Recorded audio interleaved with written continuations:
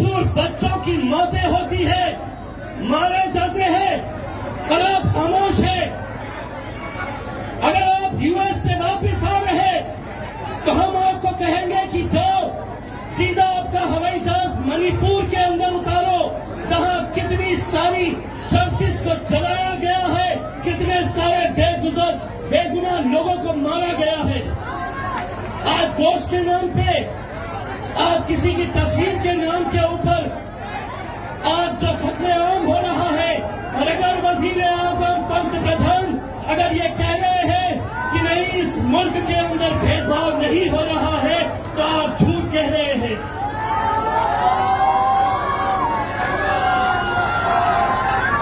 दूसरी बात, कल हमारा जलसा हुआ, यहां से बुंडाना जिले के मलकापुर के अंदर ये जलसा हुआ। खामोश बैठिए, अगर नहीं सुन रहे हैं तो बाहर चले जाइए। यहां पर असदुद्दीन अवैसी साहब आपके बीच में आपका शायद आया हुआ है। हम ये हुल्लड़बाजी देखने के लिए नहीं आए हैं, कुछ अहम बातों के ऊपर आपकी आंखें खोलने के लिए आए हैं यहां पर। कल हमारा मलकापुर के अंदर एक जलसा हुआ, अल्हम्दुलिल्लाह बेहिसाब लोग उस जलसे के अंदर शरीक हुए, लेकिन आज हमको ये खबर देखने को मिलती है कि उस जलसे के अंदर, उस जुलूस के अंदर मीडिया वालों ने खबर चलाई कि वहां पर अलग अलग तरह के नारे लगाए गए हैं। मैं उन मीडिया वालों की कड़ी निंदा यहां पर करता हूं।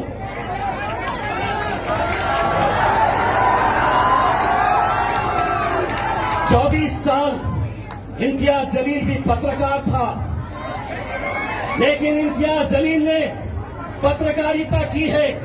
आज तुम जो कर रहे हैं वो भड़वागिरी कर रहे हो।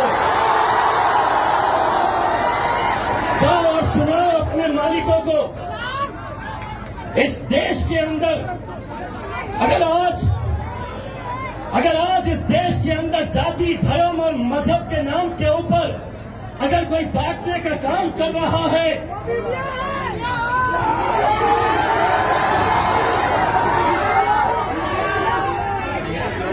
कौन कर रहा है ये काम?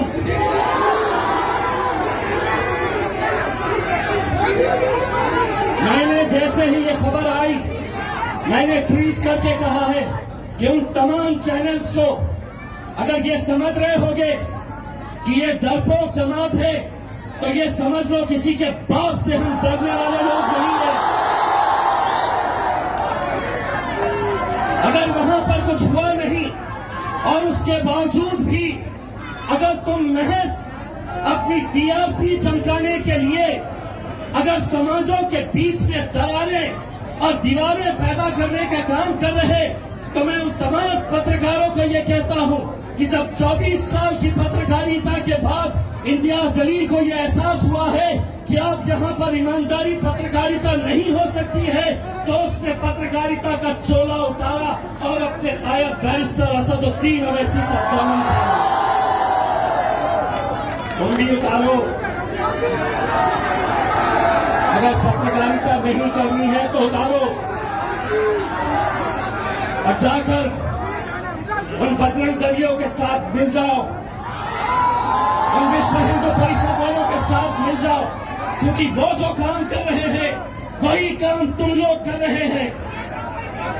एक चैनल वाला कहता है कि अकोला में रुके नहीं क्योंकि इन्हें डर था।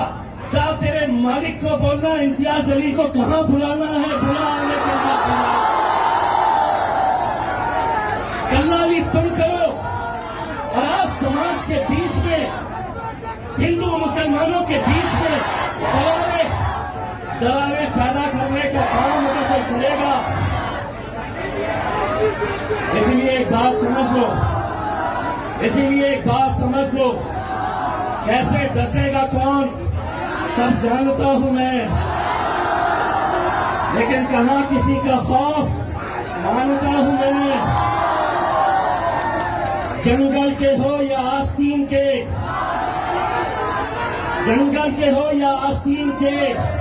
सांपों की सारी नस्लों को पहचानता हूं मैं।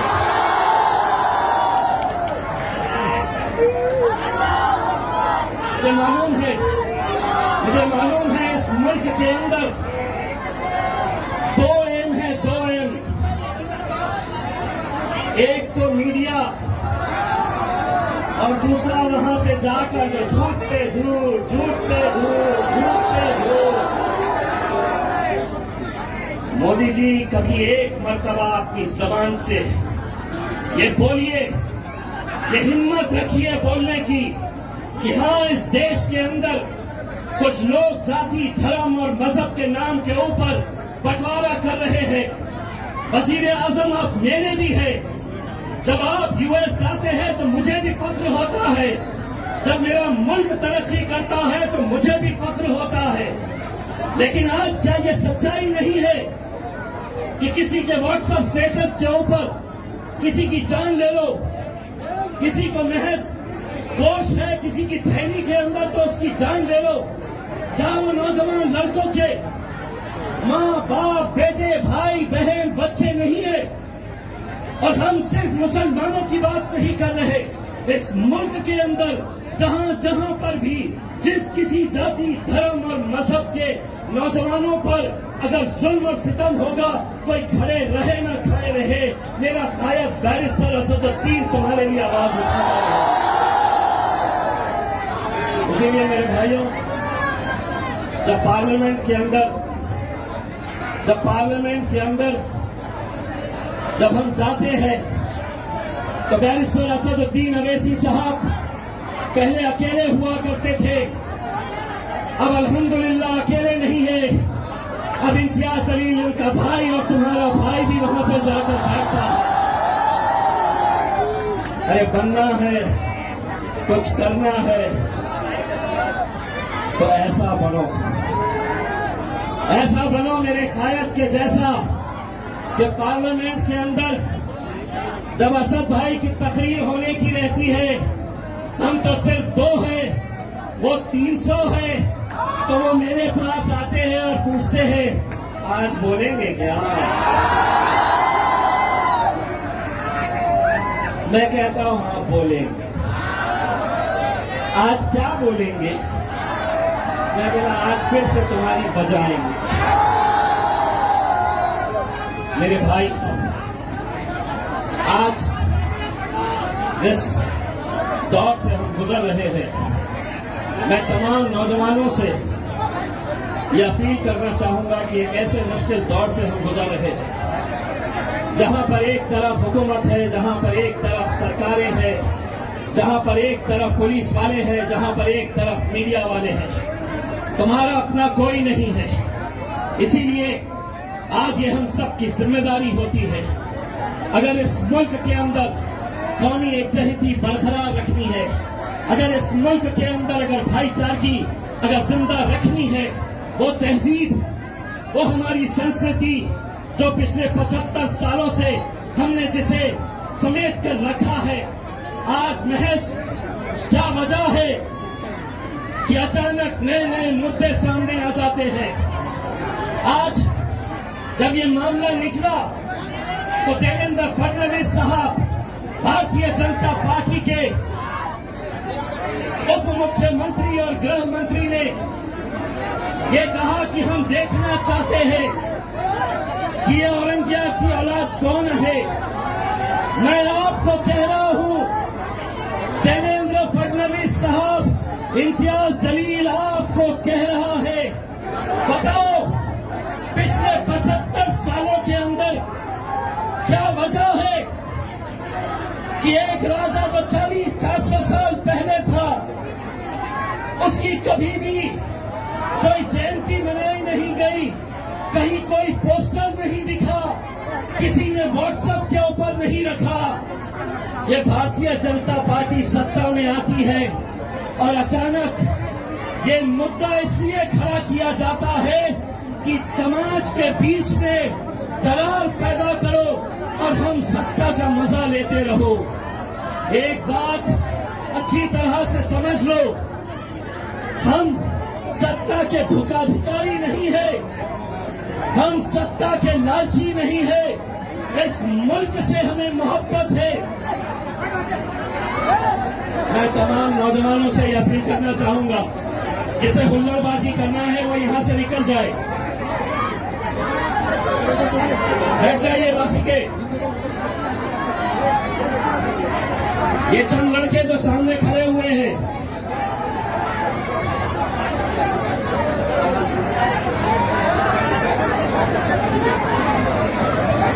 एक दूसरे को बोलने की बजाय अगर बैठ गए तो ज्यादा बेहतर रहेगा।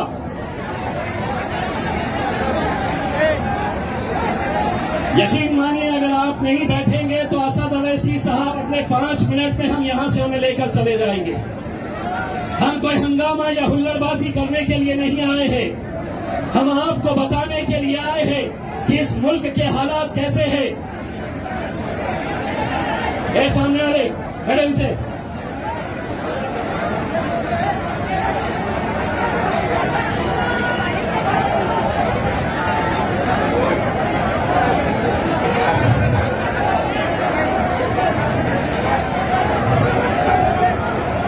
सफेद टोपी बैठो, तकलीफ है बैठने में।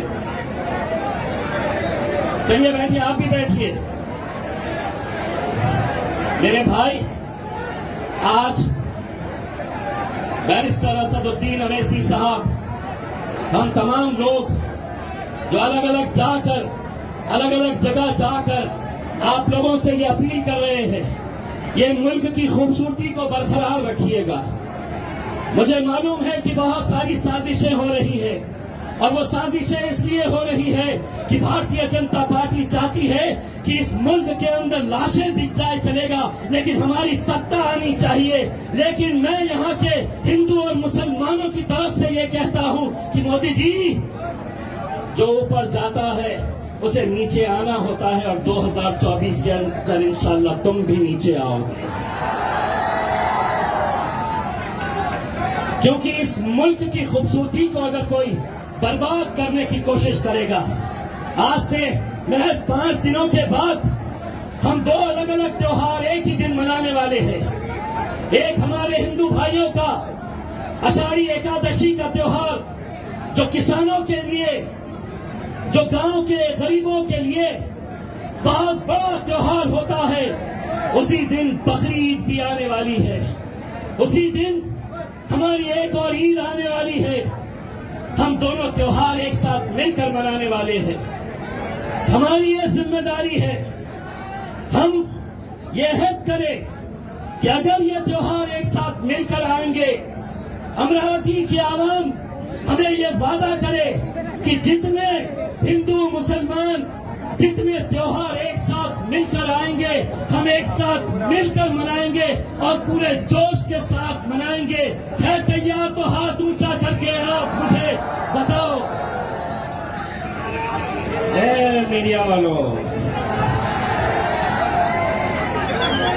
ये मेरे मुल्क की, ये मेरे देश की, मेरे राज्य की तहजीब है, संस्कृति है। लेकिन आज कैसे कैसे हथकंडे अपनाए जा रहे हैं, आप सभी लोग जानते हैं। कैसे कैसे लोग हमें निशाना बना रहे हैं। अरे इतने परेशान क्यों हो गए हैं? कितने परेशानी की क्या बात है? 550 का ऐवान है, 550 का पार्लियामेंट है, हम तो सिर्फ 2 ही है ना। हम 2 है। बताऊं, जब हम पहली मर्तबा जब हम गए थे तो लोग कहते थे, तमाम कांग्रेसी लोग कहते थे, राष्ट्रवादी वाले कहते थे, ये जो बैरिस्टर असदुद्दीन अवैसी है हैदराबाद का एमपी, ये जिंदगी भर अकेला रहेगा, एक ही एमपी रहेगा। अल्हम्दुलिल्लाह आप लोगों की दुआएं थी, अब एक नहीं, एक के 2 हो गए हैं, आगे 2 के 4 हो गए।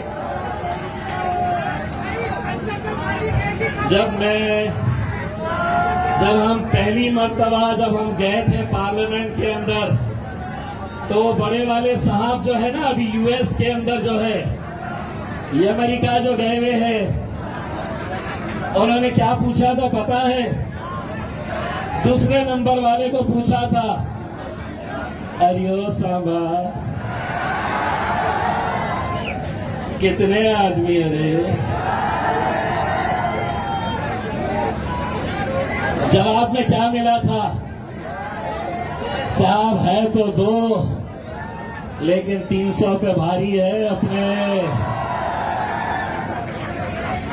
आज मेरे भाइयों, आप लोगों से सिर्फ इतनी इल्तिजा करना चाहूंगा कि आज कश्मीर से कन्याकुमारी तक आज जो हाल है अलग अलग, और उसके बावजूद भी अगर वजीर आजम अगर ये कहते हैं कि इस मुल्क के अंदर डिस्क्रिमिनेशन नहीं हो रहा है, तो सुनिए, आज उत्तर प्रदेश के अंदर महज एक मौलाना को इस वजह से गिरफ्तार किया गया, एक मौलाना को इस वजह से गिरफ्तार किया गया कि उनके कोचिंग इंस्टीट्यूट के अंदर, उनके खुद के कोचिंग इंस्टीट्यूट के अंदर वो नमाज पढ़ा रहे थे, वो नमाज पढ़ रहे थे, तो उन्हें गिरफ्तार कर लिया गया। हिमाचल प्रदेश के अंदर आज एक संगठन ने ऐलान किया है कि इस राज्य से पूरे मुसलमानों को बाहर जाना होगा। हम 30 दिन का समय दे रहे हैं, इस राज्य में एक भी मुसलमान रहना नहीं चाहिए। उन तमाम संगठनों को अमरावती की आवाम की तरफ से कान खोल के सुनो, कान खोल के सुनो, ये मुल्क किसी के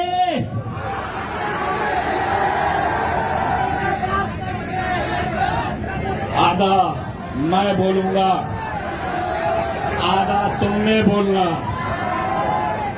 नहीं तो ये खड़े हैं ना, कल फिर लगा डालेंगे हमारा बाप निकाला।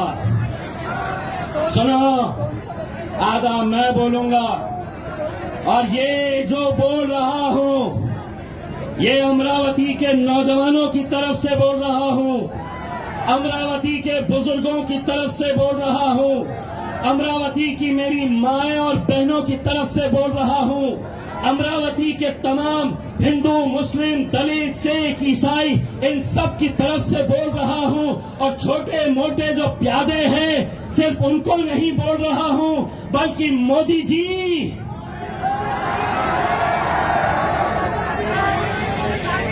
मोदी आप भी सुन लो, और आपके ये जो प्यादे जो समझ रहे हैं कि हम इस मुल्क के अंदर कुछ भी कर सकते हैं, उनको सबको कह रहा हूं, और सुनो, ये मुल्क तुम्हारे, अबे बाहर तक तो आवाज जाने दो, ये मुल्क तुम्हारे। अब मेरे पे केस होता है क्या? घंटा होता है। मैंने आधा बोला, आधा इन्होंने बोले।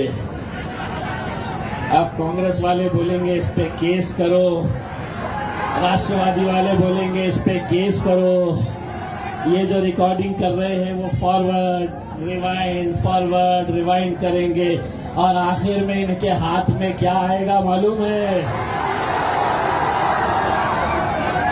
बाबा जी का।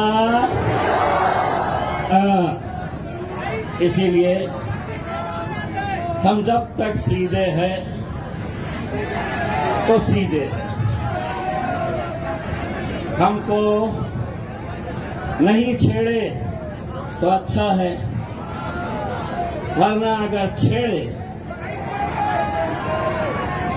तो हम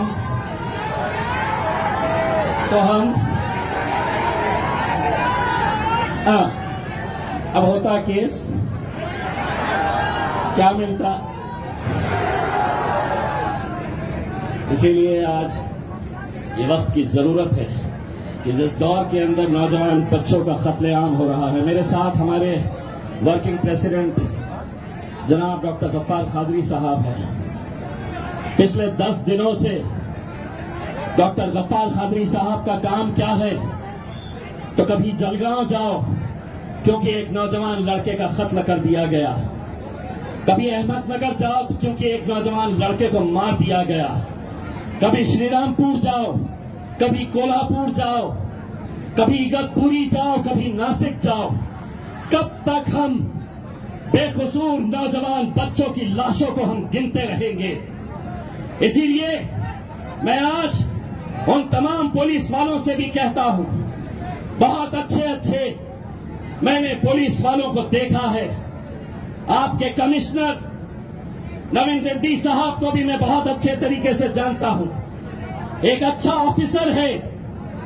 लेकिन मैं नासिक के उसी एसपी से पूछना चाहता हूं, अगर तुम्हारे इलाके के अंदर 10 दिन में 2 नौजवान लड़कों को दिन दहाड़े बजरंग दल के गुंडे अगर मारते हैं और अगर तुमसे वो समारे नहीं जा रहे तो एसपी साहब अपनी वर्दी उतार दीजिए, तुम उस वर्दी के लायक नहीं है। हम इज्जत करते हैं पुलिस वालों की, जो सही तरीके से हम कभी ये नहीं कहेंगे अगर जिस दिन इम्तियाज जलील कसूरवार है तो पुलिस वालों ने इम्तियाज जलील पर भी एक्शन लेना चाहिए। लेकिन महज एकनाथ शिंदे के बोलने पर, देवेंद्र फडणवीस के बोलने पर, देवेंद्र फडणवीस साहब मैं आपको चैलेंज कर रहा हूं, मलकापुर की उस घटना की इंक्वायरी करवाइए। मैं आपको दावे के साथ कह रहा हूं, किसी ने कोई गलत नारा वहां नहीं लगाया। एक मीडिया वाला चलाता है, उसका देखकर दूसरा चलाता है, उसका देखकर तीसरा चलाता है और फिर प्रतिक्रियाएं देना शुरू हो जाती है। भारतीय जनता पार्टी के एक वो नेता है, तोतला बोलता, क्या नाम है उसका, किरीट सोमय्या, त्यांच्यावर आम्ही कारवाई करना। हे तोतल्या,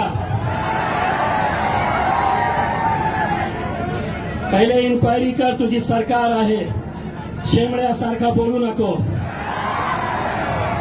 अगर तू समझ रहा है कि जबान तेरे मुंह में है तो तेरे जितने प्यादे हैं उनको लेकर आ किसी स्टेज के ऊपर और हमारी जबान का मुकाबला कर। अरे हम दोनों वहां पर 300 पर भारी है अल्हम्दुलिल्लाह, तू किस खेत की मूली है रे?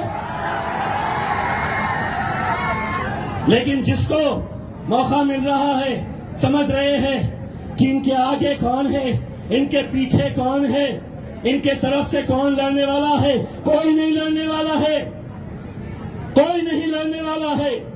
ये तुम ही लोग हैं। कभी अपने गिरेबान में झांक कर देखो, इस शहर से, इस जिले से जिस खासदार के लिए तुम लोग अपने घरों के बाहर निकले थे, क्या मिला तुम्हें बदले में? क्या मिला बदले में?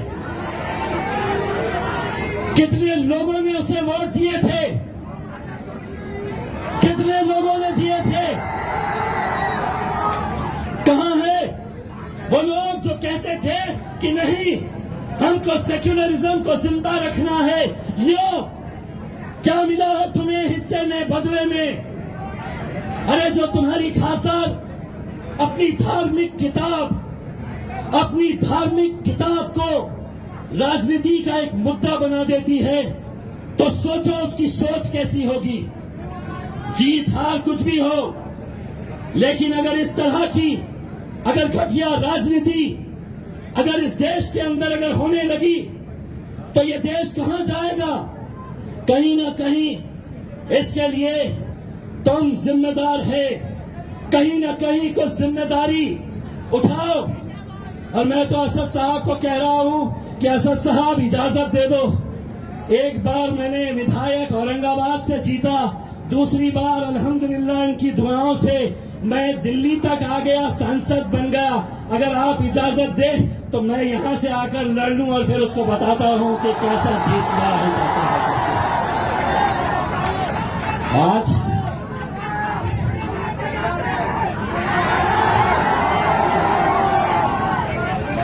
समझते हैं कि हम कुछ भी बोल लेंगे,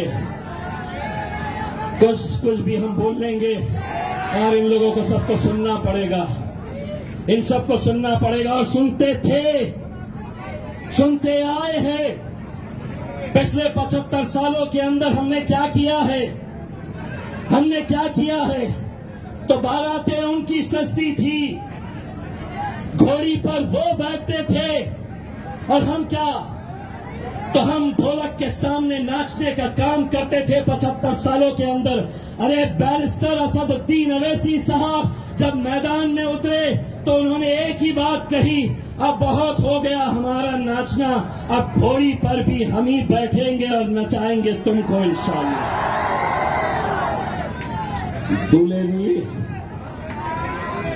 दूल्हे भी हम ही बनेंगे। बहुत हो चुका है। अरे गैरों की दावतों में, शादियों में नाचने का, अब इंशाअल्लाह यहीं से ही हमारा बंदा इंशाअल्लाह लोकसभा भी जाएगा, विधानसभा के अंदर भी जाएगा और अमरावती के अंदर इंशाअल्लाह मजलिस का झंडा भी लहराएंगे। अगर मेहनत करे तो क्या कुछ नहीं हो सकता है मेरे भाइयों, क्या कुछ नहीं हो सकता है। किसी ने सोचा नहीं था कि औरंगाबाद में 20 सालों से शिवसेना जीत कर आती थी। कौन किसको वोट देता था? तो कांग्रेस को देते थे। किसको वोट देते थे? तो कहते नहीं हम पवार साहब को वोट देते हैं। आखिर में जीत कर 20 साल से शिवसेना आती थी। असद साहब आए और असद साहब ने कहा हटो, अब हम बताएंगे तुम्हें जीता कैसे जाता है। और 20 साल के बाद उस शिवसेना वाले को घर में बिठाया और मजलिस के झंडे को वहां पर लहराया। अल्हम्दुलिल्लाह। बहुत तकलीफ है। पार्लियामेंट में जब जाते हैं तो कहते थे यार एक शेरवानी से बहुत परेशान थे, ये जो दूसरा आया है ये भी बहुत बोलता है। बोलेंगे इंशाअल्लाह, क्योंकि गूंगे, मुक्के और बहरों की जमात का नाम मजलिस नहीं है। इतने सालों से तुम बोलते थे, हम सुनते थे। आधा मैं बोलूंगा, आधा तुम बोलेंगे, बात यही खत्म करेंगे। इतने सालों से तुम बोलते थे, हम सुनते थे, अब हम बोलेंगे और तुम्हें माफ करना, मेरे से गलती हो गई। आगे क्या है? अब हम बोलेंगे और तुम्हारे, जरा जोर से बोला, अब हम बोलेंगे और तुम्हारे पप्पा को भी सुनना पड़ेगा। बहुत बहुत शुक्रिया था।